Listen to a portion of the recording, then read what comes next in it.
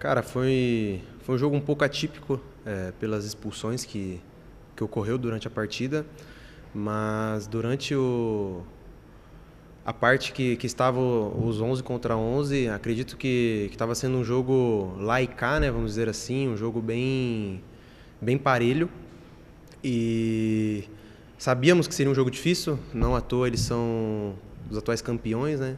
Então a gente sabia que seria um jogo difícil, mas acredito que a gente vinha controlando bem o jogo, e depois das expulsões dele o jogo ficou um pouco mais fácil para nós.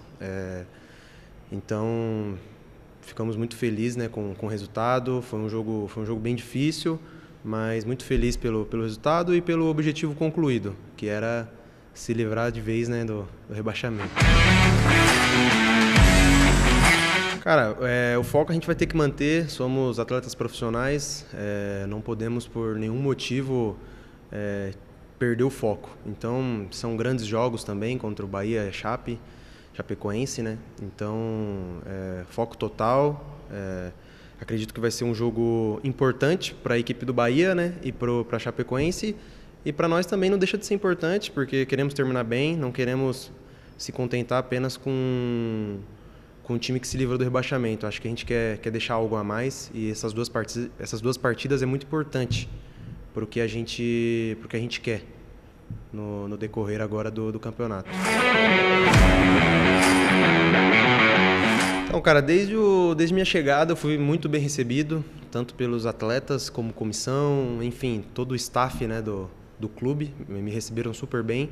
Acredito que isso foi um fator muito importante, desde que eu cheguei, me senti em casa, e acredito que a forma de jogo, né, do professor, do Mozart, ajudou muito a gente, que é um jogo de muita aproximação. Então acredito que isso acabou ajudando, e no decorrer das partidas a gente procurou se conhecer mais, com muita humildade, e não à toa a gente conseguiu o objetivo, né, antes do esperado, mas não foi surpresa para ninguém, porque desde que eu cheguei aqui, eu sempre comentava, né, que o clube, pelos atletas que tem, por tudo, né, que envolve a instituição, a gente não poderia estar naquela situação. Então foi com muito trabalho que a gente conseguiu sair. Então acho que tem um dedo de todo mundo, desde a comissão, atletas, staff, enfim. Acho que é isso.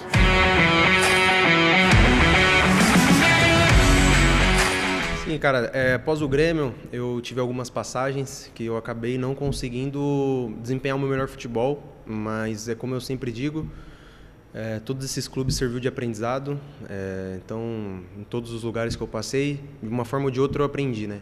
E para poder estar vivendo isso que eu estou vivendo hoje aqui.